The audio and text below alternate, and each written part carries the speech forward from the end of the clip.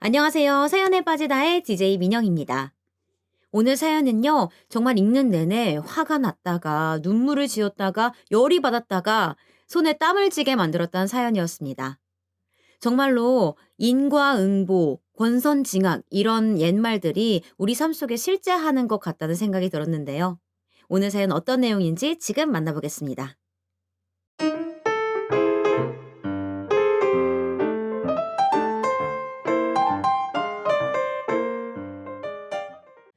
안녕하세요.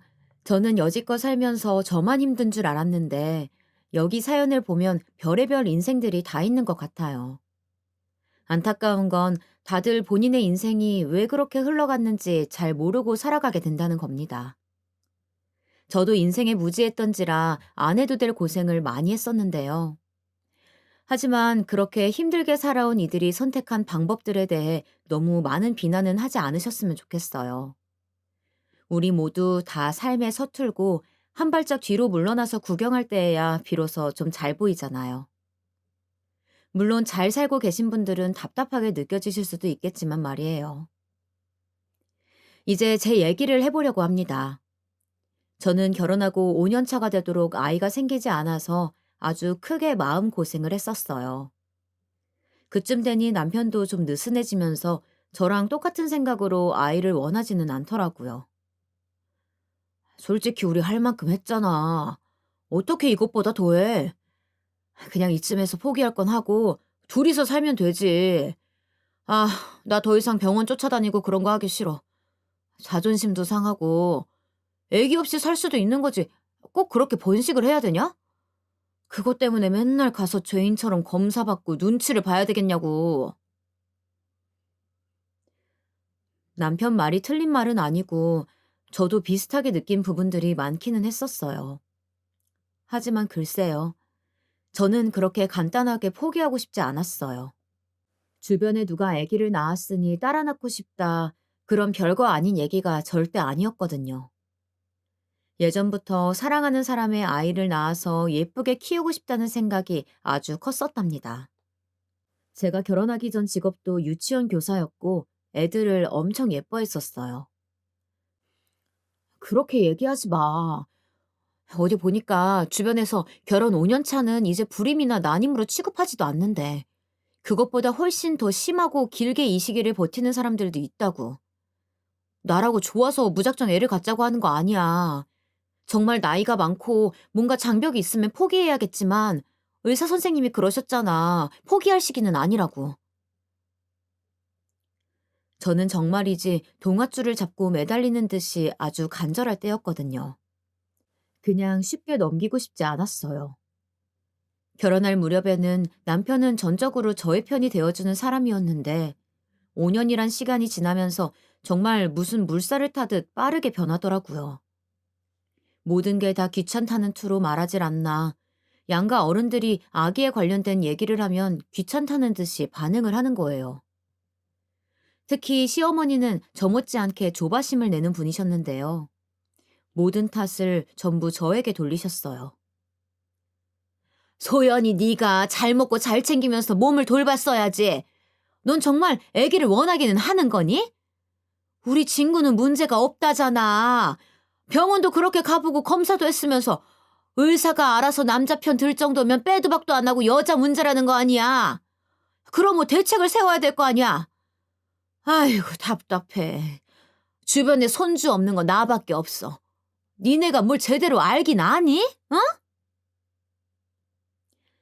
그러면서 은근히 우리 부부 모두에게 말하는 척하면서 내용을 들어보면 결국 정말 조금도 빠짐없이 제 탓만 하고 계시더라고요. 그걸 귤 까먹으면서 듣고 있던 남편이니 오죽하겠나요. 자기 엄마 치마폭에 쌓여서 이제 결혼 6년 차를 바라보는 시점에서 아무것도 안 하겠다는 선언을 하더라고요. 그 모습에 속이 터지는 건 전데 그걸 또 어머니는 제 탓을 하시더라고요. 아, 몰라, 엄마. 아, 나 이제 애기 안 가질래. 그만할래. 산부인과 자꾸 다니는 것도 짜증나고. 아, 정모 필요하면 정자은행인가 거기서 알아서 해결하면 되지 않나? 요즘 TV 보니까 연예인들 많이들 그러고 살던데. 소연이 너도 내가 그렇게 해서 알려줄 테니까 너 시도할 때마다 알아서 쓰던지 해. 나는 이제 더 이상 같이 왔다 갔다 하기 싫어. 너무 귀찮아. 솔직히 이 말을 들었던 게 집이었다면 욕이 난무하고 엄청나게 남편에게 따졌을 텐데 하필이면 시댁이라서 그럴 수도 없었어요. 삶은 문어처럼 얼굴이 벌개져가지고 뭐라 답하기가 힘들더라고요. 어머니는 그 말을 듣자마자 저를 아주 밉살스럽게 쳐다보시는데 왜 이 화살이 저한테 와야 하는지 알 수가 없었어요. 으휴, 그러게. 뭘 5년씩이나 이렇게 끌고 있어. 5개월 안에 성공했어야지. 그 사이 여자는 나이 들고 늙고 난자도 늙었으니 뭐 도통 좋은 씨가 들어올 리가 있냐? 우리 진구 씨가 얼마나 좋은 걸 텐데 그걸 제대로 활용도 못하고 이게 뭐냐고. 그러면서 어머니는 제 앞에서 하면 안 될 소리를 서슴없이 하더라고요. 여기서는 남편도 좀 눈치가 보였던지 누워서 귤 까먹다가 벌떡 일어나서 자기 엄마를 말리더라고요. 그러게. 너 쫓아다니던 영주 있잖아. 걔랑 결혼하면 좀 좋았냐고. 걔는 아주 너한테 안달이 나가지고 애기부터 갖겠다고 그렇게 난리법석을 부렸는데 말이야. 그랬으면 내가 아주 혼수로 그냥 손주부터 떡두꺼비처럼 쑥 선물로 받아왔을 텐데. 어쩌다가 선택을 잘못해가지고 이런 고생을 하는지 몰라 정말. 과일을 깎던 저는 순간적으로 굳어서 어머니를 쳐다봤고 남편은 당황해서 본인의 엄마를 마구 말리더라고요.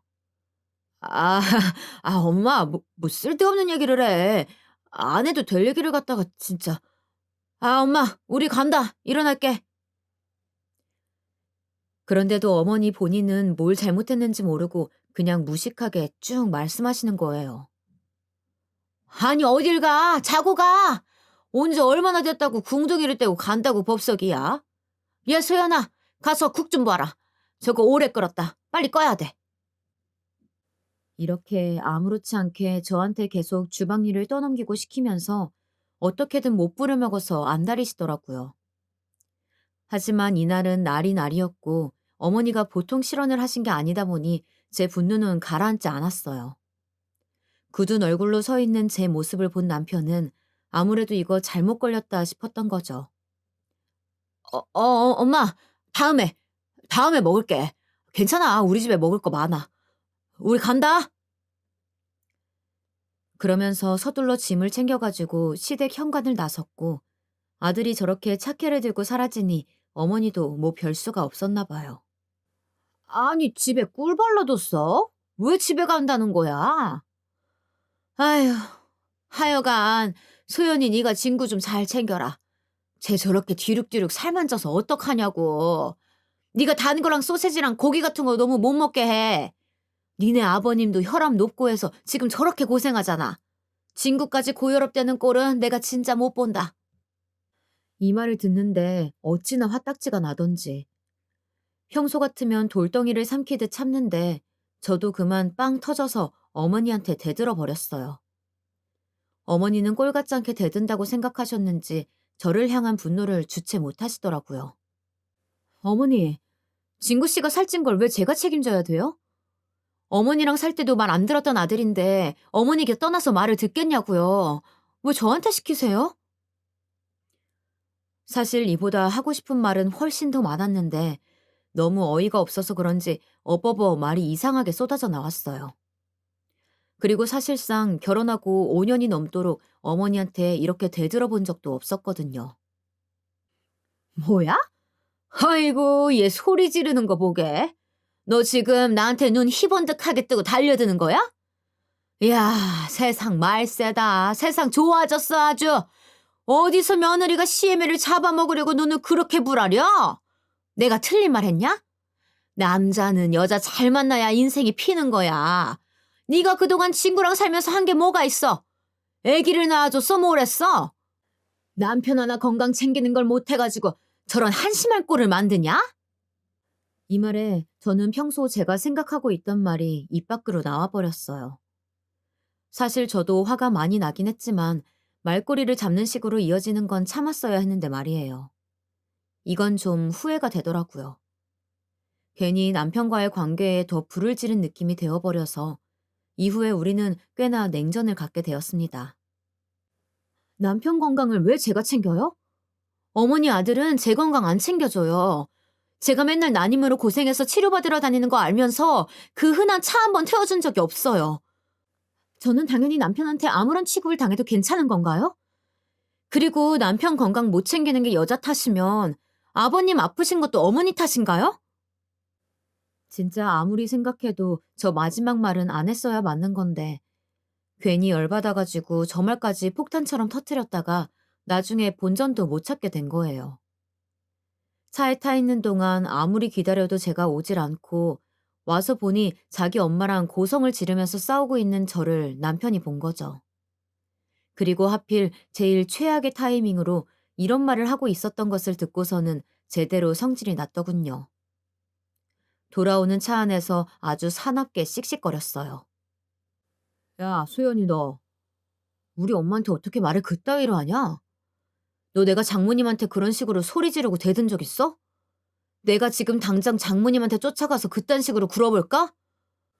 와, 나 진짜 너무 어이가 없다. 살면서 별꼴 다 보면서 맞춰줬더니 이게 무슨 일이냐?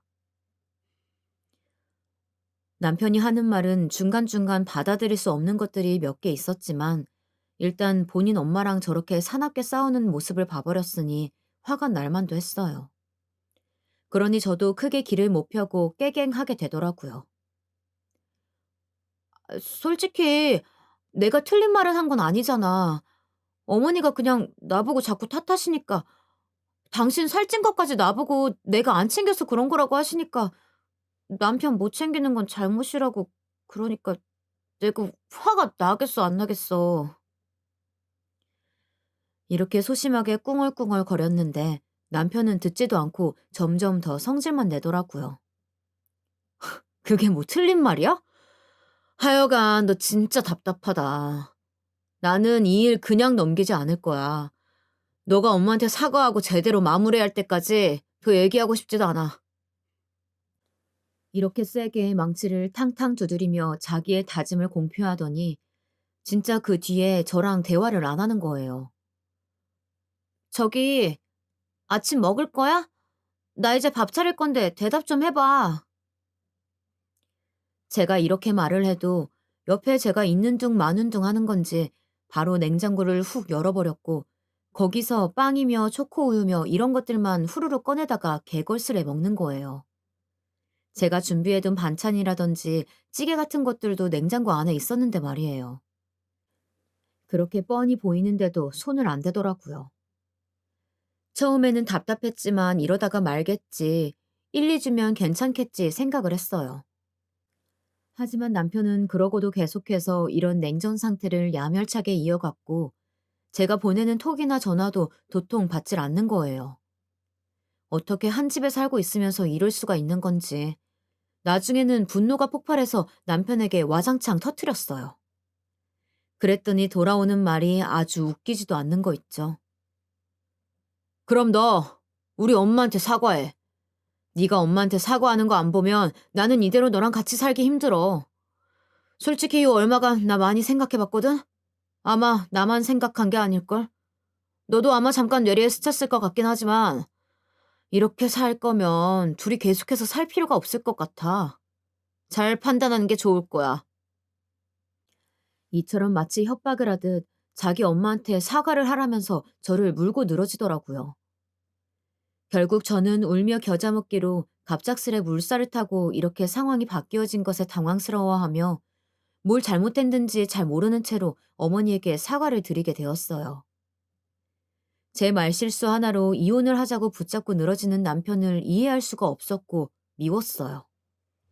하지만 어찌되었건 저에게 뭔가 잘못이 있어서 책 잡히고 싶지는 않았고 그리고 이걸로 이혼이라니 솔직히 너무 황당했거든요. 결혼한 지 좀 된 친구에게 이런 부분을 상담했더니 친구는 대강 들어보더니 순간 아주 절망적인, 너무 극단적인 얘기를 하는 거예요. 듣고 깜짝 놀라서 그런 쪽으로는 연결짓지 말라고 했는데 아무리 생각해봐도 이런 추측을 괜히 하는 건 아닌가 봐요. 야, 너 아무리 봐도 말이야. 내가 이런 얘기해서 좀 미안하긴 한데 네 남편 여자 있는 것 같아. 남자들 절대 쥐뿔도 없이 이혼할 생각 안 한다. 애기 안 생긴다고 고작 그거 가지고 그렇게 물고 늘어지다가 니네 시어머니랑 너랑 사이가 뭐 언제는 좋았다고 좀 싸웠다고 이혼하자고? 그건 그냥 계기인 거고 구실인 거지. 자기는 나쁜 놈 되고 싶진 않은데 이혼은 하고 싶고. 그러니까 괜히 그 빌미를 너한테 있는 척 저렇게 몰아가는 거야. 야, 뭐야. 왜 그렇게 말을 해. 그런 상황까지는 아니야. 그렇게 말하지 마. 듣고 너무 찝찝해서 이렇게 말을 하긴 했지만 친구가 했던 말들이 자꾸 생각나서 견딜 수가 없었어요. 여전히 저에게 냉랭하게 대하고 저에 대해 바라는 기준이 한도 끝도 없이 높아져 버린 남편의 모습을 보니까 스트레스가 되더라고요. 자기가 시키는 대로 어머니께 사과도 했는데 조금도 만족스럽지 않았나 봐요. 소연이 너 집이 왜 이 꼴이야? 직장 다닌다고 너만 힘들다고 하지 말고 집 좀 제대로 치워. 내가 너보고 일하라고 한 것도 아닌데 왜 본인이 다니면서 자꾸 힘들다고 그래? 그래놓고 애기는 안 생긴다 어쩐다. 아 그러지 말고 그냥 할 거 하나만 똑부러지게 해. 알았어?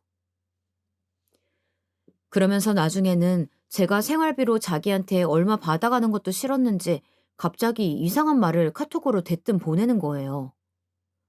소연아, 이제부터 생활비 내가 이체해 줄 테니까 그렇게 알아.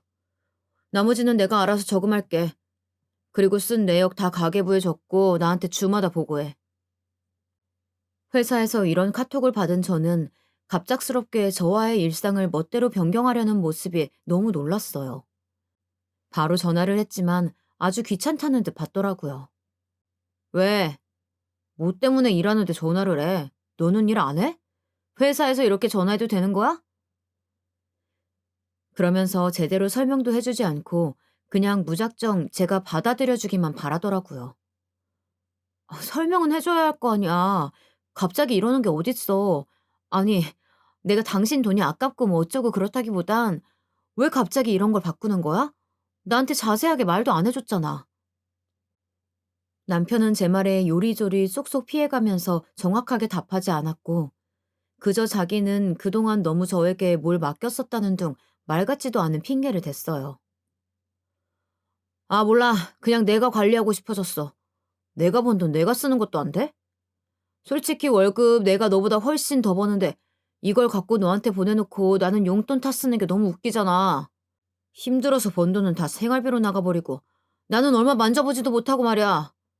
그냥 내가 얼마 저금하고 너 줄 테니까 그걸 써. 그리고 너도 돈 버는데 생활비를 나만 부담해야 돼? 너도 좀 내라. 당시 남편의 월급은 400에 가까웠고 저는 이제 막 간단하게 파트타임 업무를 시작한지라 월 100만 원 남짓한 돈을 벌고 있었어요. 월급이 아주 짠 것이었고 시간도 많이 차지하고 힘들었기는 했답니다. 하지만 아이가 자꾸 생기지 않고 중간에 한번 보냈던 아픔을 치유해주기엔 이런 아무 생각 없는 반복적인 노동이 좋아서 그냥 한 거였어요. 그거 얼마 번다고 저의 4배를 벌고 있는 남편이 그걸 쪼개서 저보고 돈을 보태라는 거죠. 갑자기 뚝 잘라서 생활비도 적게 주고 말이에요. 이 부분에 대해선 설명이 필요한 것 같다고 해도 말을 듣질 않는 거 있죠. 아, 그만 얘기해. 나 일해야 돼. 끊는다. 이러고 전화를 뚝 끊어버린 남편이 너무 야속하고 꼴 보기 싫어서 너무 치사하고 더럽다는 생각만 들었어요. 이쯤 되면 정말 나랑 이혼하고 싶은 건지 나에게 정이 다 떨어져 버린 건지 기가 막히더라고요. 그런 와중에 어머니는 정말 저를 뭐 하녀라고 생각하는 건지 왜 그렇게 불러대는 건지 모르겠어요. 응, 너 지금 어디냐? 나 시장 가서 야채들 좀 사왔는데 이거 갖고 반찬 좀 하려고 한다. 퇴근하고 딴 데 가지 말고 곧장 이리로 와. 너 할 거 다 준비해놨으니까. 그러면서 저를 무슨 수락관 상국 마냥 시키고 부려먹으시는데 당시엔 저도 남편과의 관계 때문에 조금 눈치를 봤어요. 하지만 어머니는 조금도 제 사정을 봐주지 않았고 남편 역시 저의 이런 노력을 가상하다 여겨주지도 않더라고요. 아주 당연하다는 듯이 그 두 사람은 제가 이 집에 종속되는 것을 보고만 있었어요. 처음에는 장단을 맞추면서 따라다녔으나 시간이 갈수록 조금도 해결이 안 되더라고요. 급기야 어머니는 사람들 앞에서 저를 완전히 망신주기까지 하셨어요. 그것도 본인 시장에서 뭐 살 거 있다고 무거우니 실으러 오라면서 그렇게 저를 불러놓고 말이에요. 아, 우리 며느리? 며느리긴 한데 여간 쓸데가 없어. 그냥 이렇게 맨날 와서 반찬이나 만들고 그게 다야. 며느리가 됐으면 자리답게 할 걸 해야지. 애도 못 낳는데 뭔 며느리야. 하여간 나는 자식 농사 잘못 지었다니까? 너무나 저를 함부로 대하는 이런 모습에 외려 야채가게 아줌마가 기겁을 해가지고 뭐라고 할 정도였어요. 아이고, 아줌마, 무슨 말이에요? 새댁 듣고 울겠네. 애를 못 낳기는 무슨. 얼굴 보니까 아직 한창 젊고 예쁘구만. 새댁, 걱정하지 말아요. 애기는 언젠가 또 찾아와. 그때 나오면 되지. 아, 뭘 그렇게 험한 소리를 듣고 있어? 너무 참으면 안 좋아. 이 아줌마가 제 눈치를 볼 정도면 어머니가 정말 얼마나 되도 않는 막말을 했는지 아시겠죠. 이런 취급을 받으면서도 저는 소처럼 콕 베어 끌려다녔는데 남편은 그런 부분을 조금도 고마워하지 않았어요. 자기 엄마에게 중대한 죄를 저질렀으니 이런 식으로 끌려다니는 게 당연하단 식이더라고요. 좀 더 속죄를 해야 한다는 반응이었던 건지 가끔 어머니 전화를 제가 받기 싫어하는 모습을 보고 더 협박을 해댔어요. 어쩜 이 인간은 모든 결론이 다 이혼인 걸까요? 뭐야, 엄마 전화 안 받는 거야? 싫어? 그래, 그럼 이혼해. 그게 깔끔해. 너는 우리 엄마 며느리 안 해도 되고 엄마는 널 며느리로 안 데리고 있어도 되는 거잖아. 그냥 적당히 타협하고 같이 살 건지 싫으면 이혼하고 멋지게 살던지 결정해. 이런 부분으로 마음고생하다가 시간도 계속 흘러갔고 참다 못해 친정엄마에게 이런 일을 털어놓았어요. 엄마야 당연히 듣고 바로 반응을 하셨죠. 어머나, 그 녀석 보게? 아주 못난 놈 아니야? 지 엄마랑 쌍으로 그러고 널 갖고 놀고 있는 거야? 너 그냥 그 녀석이랑 이혼해. 아유, 어쩌다가 그런 소리를 듣고 산다냐. 나 진짜 환장하겠다. 엄마는 알아놓으실 정도로 스트레스를 받으셨지만 그렇다고 뾰족한 수가 없더라고요. 외려 엄마를 염려하게 했는지 매일같이 엄마는 저를 무슨 물가에 내놓은 어린 양 마냥 신경을 썼어요. 그런 부분이 은근히 남편은 거슬렸는지 왜 맨날 엄마랑 통화하냐며 시비를 걸어대더군요. 뭔가 좀 피로하게 느껴지고 저도 슬슬 이런 관계에 지쳐가고 있었는데 그런 와중에 저는 말도 안 되는 소식을 전해 듣게 되었어요. 그냥 제가 좀 피곤하고 지쳐서 그런 줄 알았는데 몸에 이상한 신호가 자꾸 오고 있었던 거예요. 어지럽기도 하고 살이 갑자기 훅훅 빠지기도 하고 처음에는 그저 단순히 몸살처럼 지나가는 줄 알았어요. 그런데 차원이 다른 상황이었더라고요. 제일 먼저 엄마가 듣고 기겁을 하셨고 거의 쓰러지기 직전이셨죠. 그 전에 딸이 사위 때문에 마음고생했던 건 아무것도 아니라는 걸 체감하셨으니 하늘이 무너지는 기분이셨겠죠. 아이고, 세상에, 이게 뭐야? 이게 무슨 일이냐고. 유방암? 왜 병원을 한 군데서만 검사해? 다른 곳도 가봤어? 아니, 아니, 잠깐 가만히 있어봐라. 엄마 아는 사람 중에도 있는데, 아니, 거기가, 아이고, 진짜 이게 뭐야? 말도 안 돼. 어떻게 네가 젊은 애가 그렇게 되냐고. 엄마 역시 횡설수설하면서 이런 상황을 제대로 받아들이지 못하고 계시더라고요. 저 역시 뭐 받아들인 것도 아니고 그냥 일단 누군가에게 전달은 해두고 싶어서 말을 한 거였어요. 그러니 집중도 잘 안 되고 머리가 아프더라고요. 엄마가 저렇게 놀라고 슬퍼하시는 모습을 보니까 더 대책이 없게 느껴지기도 했었고요. 아무튼 검사하고 복잡하고 무서운 많은 것들을 다 했지만 결과에 있어서 크게 달라지는 건 없었답니다. 남편이랑 사이가 무난할 때 와서 이런 것들을 체크하고 같이 봤더라면, 그랬더라면 좀 달랐을까 싶어서 기분이 엄청 이상하고 우울해졌어요. 그쯤 되니 엄마가 이제 절 다그치시더라고요. 왜? 왜 김서방한테 말을 안 해? 말해.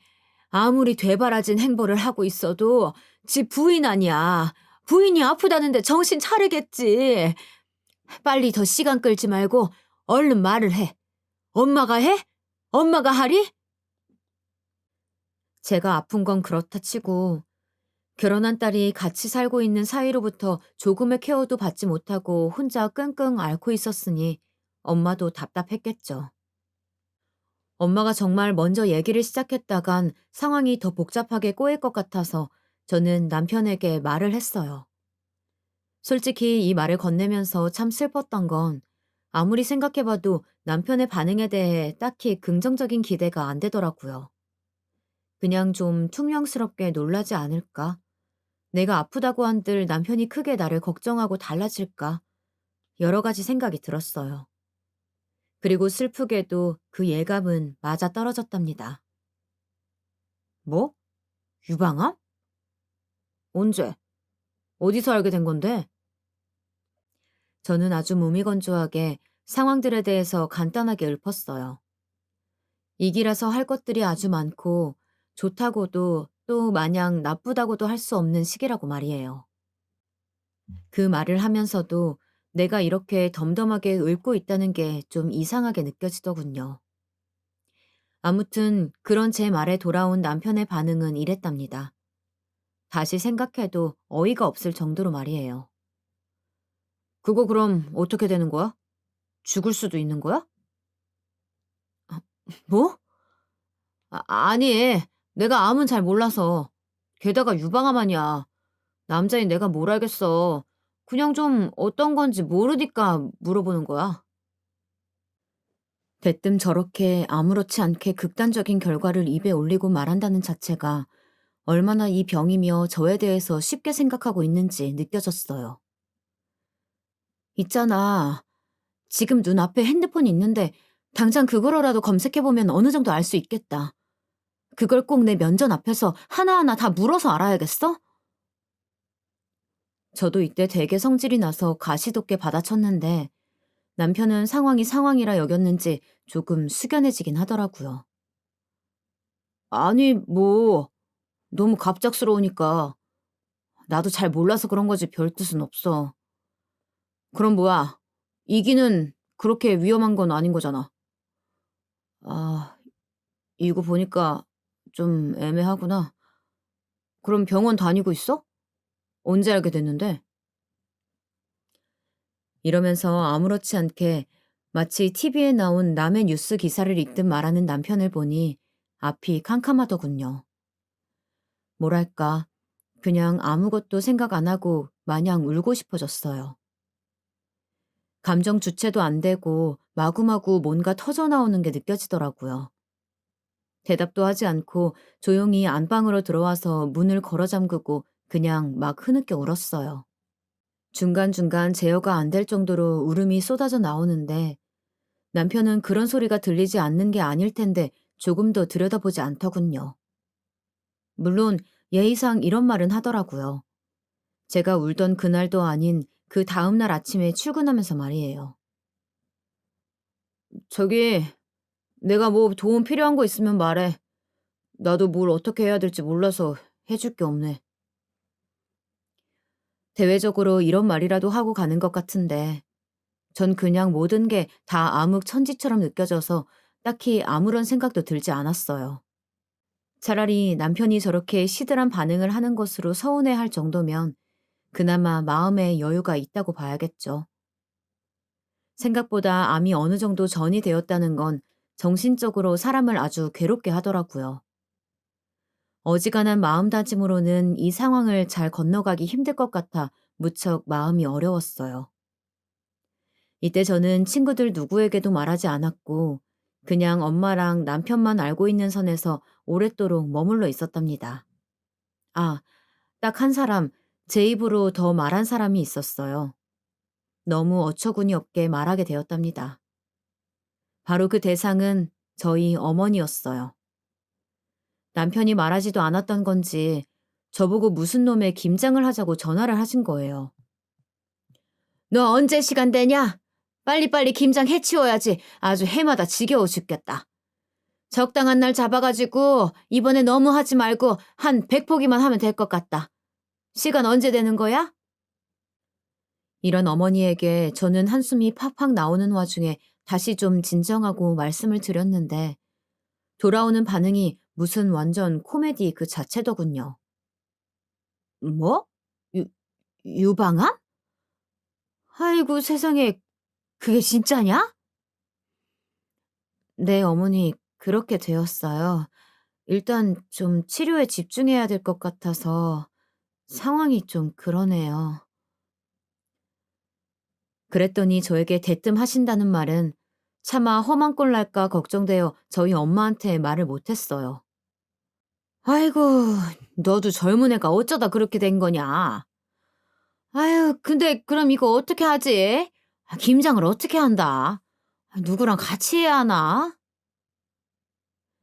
진짜 이건 뭐 그냥 가끔 마주치던 동네 미용실 아줌마한테도 이런 말은 못하지 않을까 싶어요. 어떻게 자기 아들이랑 살아주는 며느리가 유방암에 걸려서 심각한 상태에 있다는데 김장 걱정을 그 앞에서 하고 있답니까?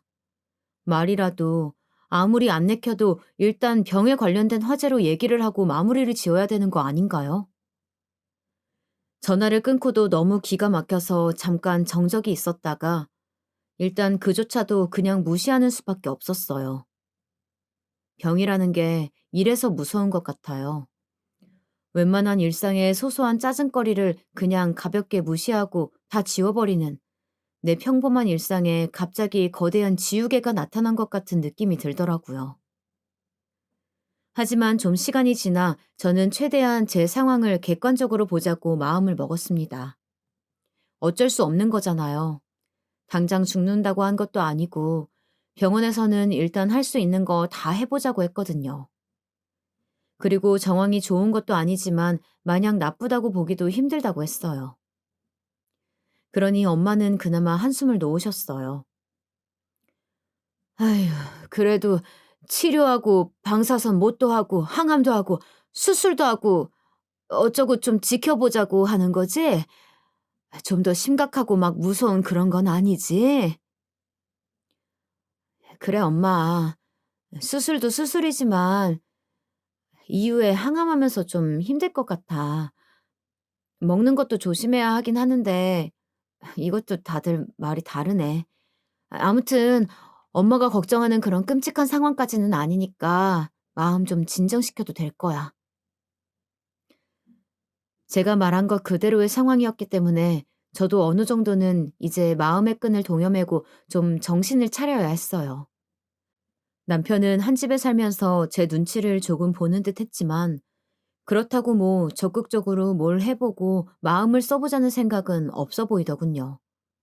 사실 제가 이런 아픈 상태가 아니었다면 이렇게 숨막히듯 이어지는 무관심한 일상들을 어떻게든 결론을 내리려고 했을 거예요. 그런데 당장 제 건강이 영순위인데 뭘 더 따져보겠어요. 그러다 보니 남편이 어떤 일상을 자기 나름대로 살아가고 있는지 저는 알 길이 없었어요. 헌데 그런 어느 날 힘없이 방에 누워있는 저는 거실에서 남편이 통화하는 걸 듣게 되었습니다. 저도 잠결에 대충 듣긴 했지만 제 귀 안에 또렷하게 박히는 걸 보니 꿈이 아니었던 것이죠. 엄마. 나야. 아, 왜 자꾸 전화해서 물어봐. 나도 모른다니까. 며칠 전에 물어봤더니 또 그렇게 막 다 끝난 병은 아닌가 봐. 이래저래 뭐하고 뭐하면 그럭저럭 산다는데 요즘 암이 뭐 옛날 암 같은 건 아니잖아. 저렇게 당사자가 말하는 거 보니까 어찌어찌 살겠지 뭐. 딱 봐도 제 병에 대해서 얘기하고 있는 것 같은데 돌아가는 대화 패턴이 아주 극악한 수준이더라고요. 해도 해도 그렇지. 저랑 남편이 한 며칠 만나고 결혼하고 이제 막 4, 5개월 된 사이도 아닌데 하늘이 무너지는 것 같은 기분이 들었어요. 아, 몰라. 쟤랑은 어떻게 해야 될지 나도 대책이 없어. 근데 뭐 더 데리고 살 이유가 있나? 돈벌이도 못해, 뭐도 못해. 아프다고 저렇게 죽상을 하고 있으니 나도 아주 죽을 맛이야. 인생에 보람이 없다니까. 쟤 저거 암만 아니었으면 진즉 나도 결론을 내렸지. 근데 지금 타이밍이 이렇게 돼서 나도 죽겠어, 엄마. 남편은 그냥 제가 너무 거추장스러워서 죽겠나 봐요. 안 그래도 이혼하고 버리려던 차에 암까지 걸린 와이프가 너무너무 지겹고 귀찮은 거겠죠. 지도 인간이랍시고 차마 아픈 사람한테 이혼하자니 양심이 찔렸지만 마음으론 이미 이혼한 상태였던 거예요. 큰 기대를 하진 않았지만 그보다 더 처참한 이런 현실 안에 저와 남편이 있다는 것은 무척 괴롭게 느껴지더라고요. 하지만 크게 내세워 싸울 상황이 못 된다는 것이 절 더 비참하게 만들었어요. 그냥 밤새도록 낮이나 밤이나 저와 같은 유방암 환우들의 커뮤니티에 접속해서 그들의 근황을 듣고 저도 얘기하고 그렇게 겨우겨우 제 속을 쥐어짜내며 마치 세탁기를 돌려 더러운 것을 깨끗이 하듯 회포를 푸는 수밖에요. 남편은 점점 저와 함께하는 날들이 버겁게 느껴졌던 건지 어느 순간부터 슬슬 티를 내기 시작하더군요. 이대로는 끝이 없을 것 같기도 하고 제가 아파서 밥도 제대로 못 해놓고 집도 못 치우고 여러모로 거슬리는 것들이 생기니 슬슬 한두 마디씩 얹어대는 거예요. 집에 오니까 힘이 하나도 없네. 집골이 이게 뭐냐? 너도 아픈 건 아는데 그래도 수술도 끝났고 이제 치료할 것만 남은 거 아니야?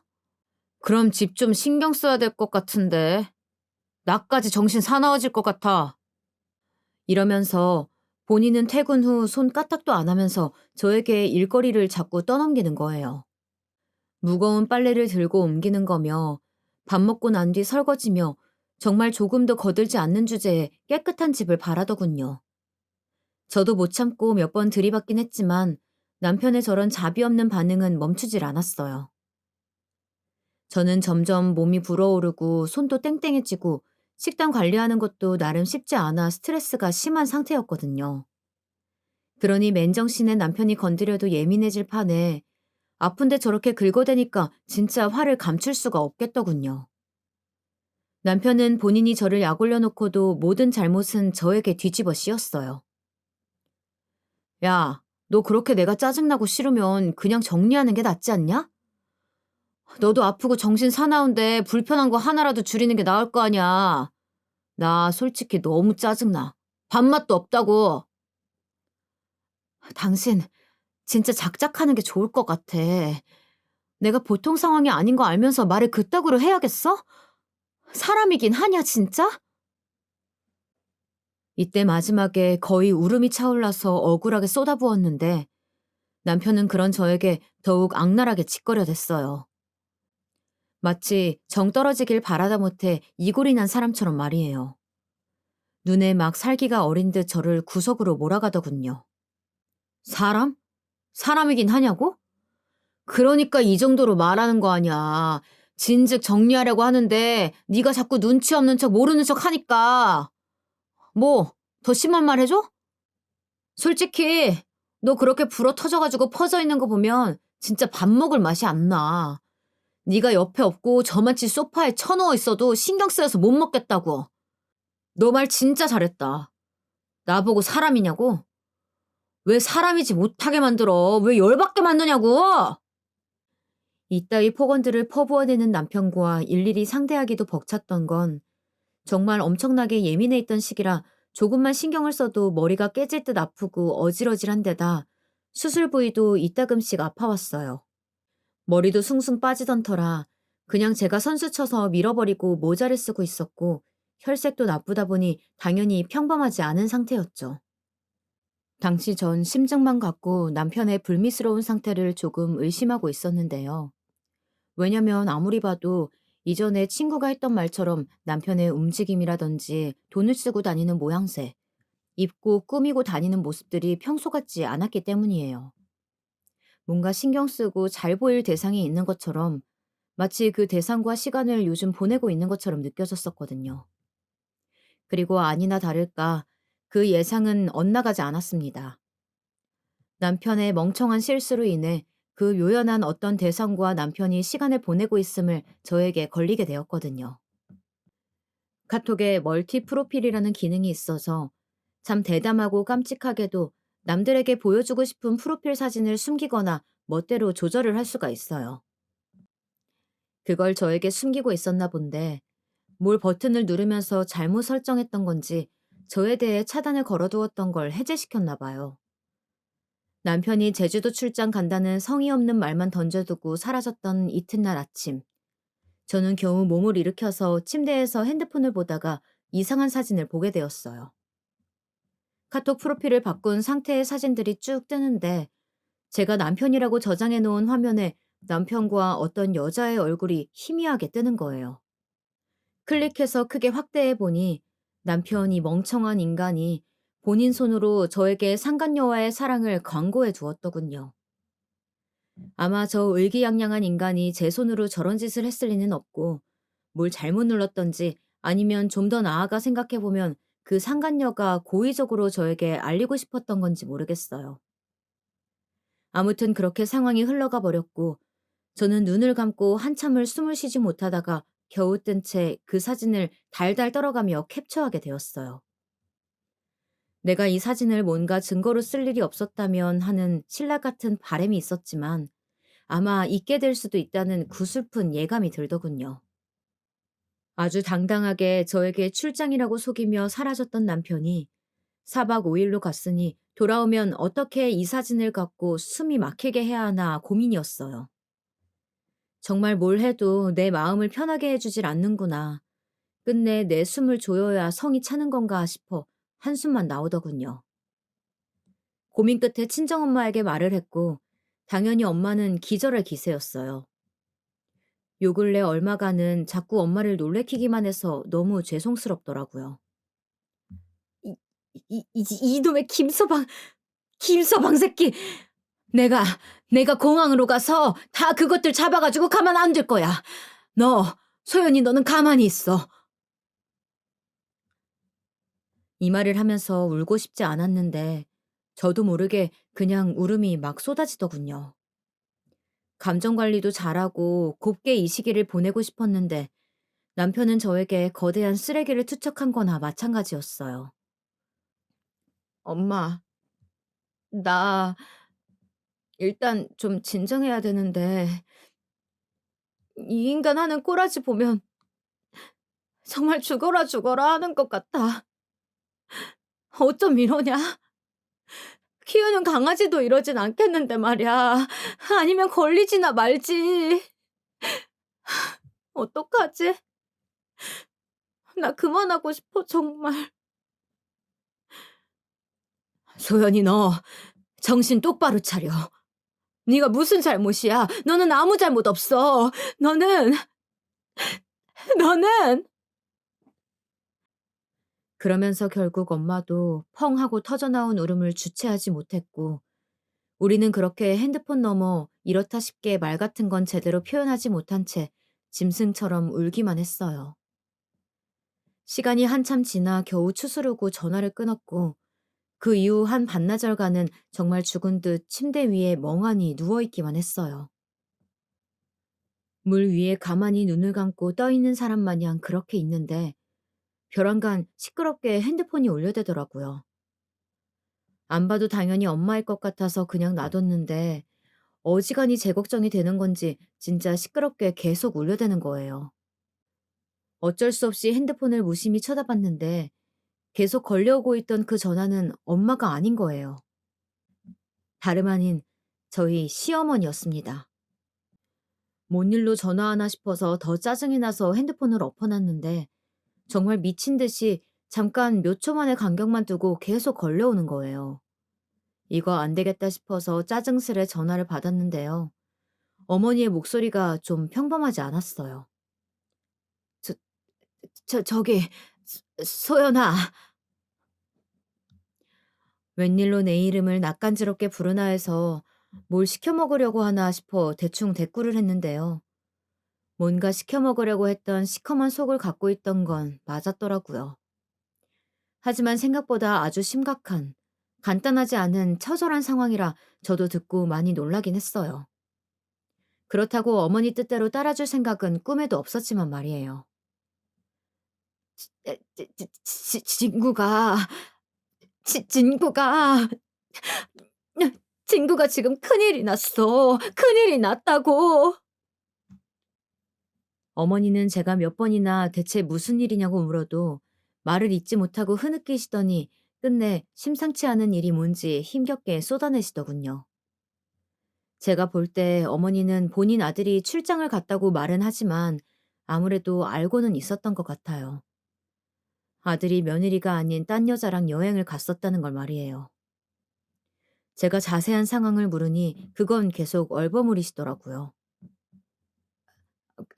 그게 모르겠다. 나도 뭐 옆에 회사 직원들이 있었던 모양이야. 그런데 글쎄 차들끼리 우당탕 부딪혀서 큰 차가 우리 친구가 타고 있던 차를 받았다고 하더라. 어머니가 한 얘기를 종합해 보니 남편이 타고 있던 렌트카가 아주 처절한 사고를 당한 상황이었나 봐요. 화물차였는지 모르겠지만 하여간 엄청난 집채만한 차가 남편을, 좀 더 정확히 말하자면 그 상간녀와 같이 타고 있던 차를 덮쳤던 모양이더군요. 어머니는 아들 죽게 생겼다며 울고불고 아주 초상난 사람처럼 저에게 하소연을 해대기 시작했고, 저보고도 얼른 움직여서 같이 가보자고 난리도 아니었어요. 이게 보통 일은 아닌 것 같긴 했지만 저는 곱게 남편을 볼 수 있는 마음의 상태도 몸도 아니었어요. 어머니는 이런 때가 되어서야 하나밖에 없는 며느리랍시고 저를 데리고 가서 이것저것 상황을 알아보고 다 맡기고 싶으셨나 봐요. 하지만 저는 그러고 싶은 마음이 정말 놀란 만큼 아주 조금도 들지 않더군요. 말로만 전해지는 그 사고를 상상할 때 눈을 감고 떠올려 보니 확실히 끔찍하게 느껴지긴 했어요. 평소 운전을 좋아하지 않고 차를 무서워하던 사람이었으니까요. 그랬던 인간이 운전대를 잡았다니 어지간히 그 여자랑 노는 게 좋았나 봅니다. 어머니한테 이런 일을 내가 가타부타 알고 있다고 새삼 이 지경에 말하기도 다 버겁고 모든 게 귀찮게 여겨지더군요. 어쩌면 인과응보가 아닐까요? 남편이 제 비극적인 일상에 조금이라도 신경을 기울여 주었다면 적어도 저는 같이 찾아가서 상황을 정리해 주려는 척이라도 했을 거예요. 부부로서 남녀로서의 감정이 남아있지 않다고 해도 말이에요. 같이 산 날들이 있고 보낸 시간들이 있으니까 적어도 인간 대 인간으로의 예의는 지켰을 거란 말이에요. 그런데 그 간단한 것조차 하고 싶지 않아져서 적당하게 어머니에게 거절의 사를 표현했어요. 역시나 아주 노발대발하면서 노인네가 지가 나한테 했던 짓거리나 지 아들이 했던 것들은 잘도 까먹고 심파를 찍고 있더라고요. 암이, 암이 그렇게 됐으냐? 네 남편 다 죽게 생겼어. 당장 목숨이 끊어지게 됐다고. 여차하면 반병신이 될 수도 있단다. 너는 할 거 뭐 다 끝났다며. 움직일 수도 있고 할 거 하면서 왜 안 간다는 거야? 네가 인간이냐? 어? 어머니는 아주 엄한 화풀이를 저에게 퍼부으면서 남편이 산송장이 될 수도 있는 상황에 안 움직이는 저를 독한 년이라며 막말을 서슴지 않으시더군요. 그렇게 퍼부을 시간에 본인이 우리 중 가장 몸이 멀쩡하신 주제에 자기 혼자 가서 알아보면 되겠구만 왜 시끄럽게 하나 싶어 전화를 끊어버렸어요. 엄마에게 이 사실을 전했더니 어이가 없으신 듯 하면서도 한편으론 무서워하시더군요. 세상에, 그럼 식물인간이 될 수도 있는 거야? 내 참 어이가 없다. 세상사 말이야 돌아가는 게 진짜 무섭다. 너가 그렇게 당하고 있을 때 엄마는 아무것도 못해줘서 매일 죽을 것 같았어. 근데 진짜 인과응보인지 그런 게 있는가 보다. 그래, 세상에 공짜는 없어. 죄 짓고는 못 산다는 말이 어느 종교에나 통하는 이유가 있는 거지. 아휴, 웬일이냐 진짜. 엄마는 내심 저에게 모질게 굴고 버리려고 했던 남편을 본인이 어떻게 좀 야단쳐서 버릇을 잡으려고 했지만 그게 뜻대로 되지 않았잖아요. 그러니 더더욱 짠함과 원망, 분노가 컸던 것 같아요. 그 와중에 사위가 저런 불의의 사고를 당했다고 하니 당연히 쌤통이란 생각까진 할 수 없지만 어쨌건 그렇게 안쓰럽다, 불쌍하다는 생각 역시 할 수는 없는 거죠.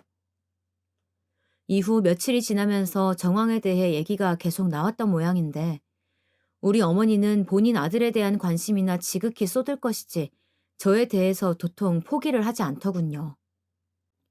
정말 눈을 떴다 하면 전화가 걸려왔고 집을 찾아오겠다고 문자를 남기는 바람에 어쩔 수 없이 받았어요. 그런데 세상에 며칠 지나지 않아서 받아본 그 전화 너머에 남편 목소리가 들리더군요. 엄마, 엄마, 잠깐만. 수연이 좀 바꿔줘봐. 나 그 핸드폰 좀 줘. 이러면서 중얼대는 소리가 들리기에 저도 뭐 아예 궁금하지 않았던 건 아니기에 일단 숨을 죽이고 있었어요. 여보세요? 저기 소연아, 소연아, 나야. 아마 본인 핸드폰이나 이런 건 다 박살이 났던 건지 제가 남편 핸드폰으로 전화를 걸어보지는 않았지만 연락도 안 왔었거든요. 계속 어머니 전화를 통해서 소통을 하고 있었는데 이때 자기가 중간에 가로채는 걸 보니 확실히 다 망가졌나 봐요. 아무튼 저는 받아서 성의 없이 대꾸를 했고 남편은 그런 저에게 상대적으로 아주 간절한 모드로 한마디를 더 하려고 붙어 있더군요. 나, 나 지금 장난 아니야. 큰일 났어. 엄마한테 들었지? 들었지, 소연아? 막상 목소리를 들으니 저도 마음이 꽤 복잡하게 울렁이더라고요. 뭐 마음이 쓰인다거나 안타깝게 여긴다거나 하는 건 아니고 그냥 일단 처참한 사고를 당한 이의 목소리라고 생각하니 약간 움찔했던 거예요. 그런데 저도 모르게 불쑥 이런 질문을 던지게 되더라고요. 말해놓고 저도 움찔했어요. 이래서 무의식 중에 생각하던 것을 입 밖으로 내게 된다고 하나 봐요. 저기, 누구랑 갔어, 제주도? 출장. 출장 아니지? 여자랑 간 거 맞지? 그치? 불쑥 이렇게 말을 해놓고도 돌아올 남편의 답이 궁금해서 견딜 수가 없더라고요. 남편이 다 죽게 생긴 만큼 크게 다쳤다는 내용에는 저 스스로 무서울 정도로 초연했으면서 막상 이 부분은 뭐라고 할지 무척 궁금해졌어요. 남편은 한참을 망설이고 머뭇거리다가 제 물어보는 어투나 느낌을 보니 둘러대기 힘들다는 직감이 왔나 봐요. 지금 본인이 벼랑에 매달려 있으니 뭘 더 숨기고 포장하고 어쩔 수가 없었을 거고 빠른 판단 아래 결국 소심하게 뭐라 말은 하더군요. 그, 그게 그런 건 아니고 여자긴 한데 그 여자는? 많이 다쳤어? 죽었어, 살았어? 참 소름 끼치는 이런 질문을 아주 무미건조하고 뚝뚝 던져대는 제 자신이란 다시 생각해도 참 낯설 정도예요. 몰랐는데 저도 어지간히 남편으로 인한 상처가 치명적이었나 봐요. 누군가에게 이렇게 밑도 끝도 없이 잔인한 질문들을 던져댈 수 있을 거라고 나에게 이런 모습이 있을 거라는 생각은 못 했었거든요. 저는 쭉 이어서 그냥 말해버렸어요. 혹시나 해서 말해두는 건데 당신이 지금 나한테 이름 붙여가며 다장스레 말하는 거 좀 역겨워서 말이야. 있잖아. 나는 이제 당신과 더 이상 인연을 이어갈 생각이 없어. 왜 전화했는지 모르겠지만 그런 용건이면 접는 게 좋을 거야. 어머니한테 대강 들었는데 양쪽 다리를 잃었다며? 그냥 그런가 하고 살아. 아니면 그 여자한테 간호를 받던지.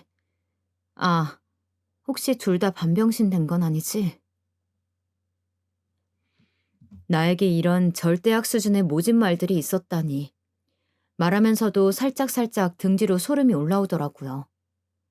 하지만 암만 생각해도 아픈 저에게 퍼부어댔던 남편의 악랄한 말들과 그와 상반될 정도로 아주 밝다 못해 눈이 부셔 멀어버릴 듯한 남편의 불륜 사진은 이런 결과를 만들어버렸어요. 제 책임이 아니라고 아주 굳건하게 말하고 싶더라고요. 이런 저에게 보통 때의 남편이라면 아주 귀를 죽이다 못해 밟아서 없애버리겠다는 투로 더 치명적인 흉기 같은 말들을 늘어놓았겠죠. 하지만 본인의 상황이 완전히 슈퍼 을이나 마찬가지다 보니 그런 말을 감히 읊을 수가 없었나 봐요. 아주 졸렬하고 간사하게도 제 예상과 딱 맞아떨어지는 말들을 늘어놓더라고요. 소연아, 내가 다 말할게. 나도 힘들었어. 힘들어서 절대 나만 좋으려고 그런 거 아니야. 그리고 그렇게 막 이상한 사이도 아니고, 여하튼 그래. 내가 다 잘못했어. 제발 좀 얘기 좀 더 들어봐. 우리 얘기를 좀 더 하자, 어? 아니, 됐어. 무슨 얘기를 해? 몸 멀쩡한 거야? 아프다며. 뭘 그렇게 전화를 붙잡고 길게 늘어지냐고. 끊어. 남편은 아주 실성한 사람 마냥 전화기에 매달려서는 전화를 끊으려는 저에게 자기를 좀 봐달라고, 보러 와달라고, 버리지 말란 소리를 고장난 녹음기 마냥 쏟아내더군요. 걷다 대고 저는 딱 잘라 말을 했어요.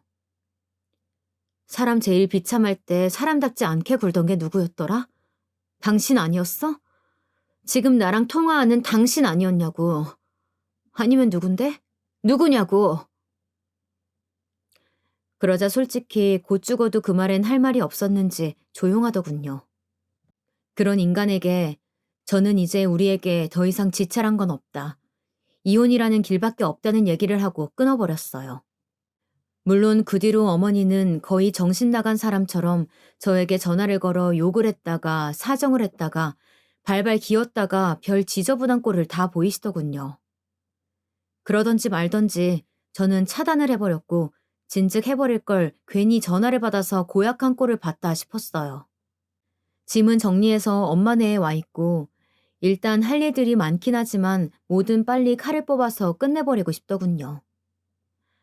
제 상태요? 저는 그럭저럭 일단 회복이란 단계 안에 있어요. 이후로 어떻게 될지 모르지만 최대한 제 몸 상태에 대해서는 이제 더 이상 긍정 이해의 생각은 그만두고 싶어요. 충분히 남편으로 인해서 시달렸고 나 혼자 건너기도 힘든 이 위태로운 징검다리를 저 인간에게 시달리고 싶지 않았거든요. 이미 충분히 힘들고 괴로운데 저 인간으로 인해 돌아갈 다리마저 끊기고 싶지는 않아요. 저만 생각하면서 살아가고 싶습니다. 뭐 남편과 상간녀의 사이가 어떻게 되었는지는 알고 싶지 않지만 이혼만은 절대 하고 싶지 않은 듯한 남편의 말로는 상간녀도 처참하게 다쳤다고 하더군요. 어느 정도 다쳤는지 몰라도 장님과 절음발이가 서로 의지하며 이 세상 잘 살아가 보라고 하고 욕설을 퍼부었습니다. 이제 정말로 조금도 그쪽에 신경을 기울이지 않고 저 혼자 단돌이 잘 하면서 살아가고 싶을 뿐입니다.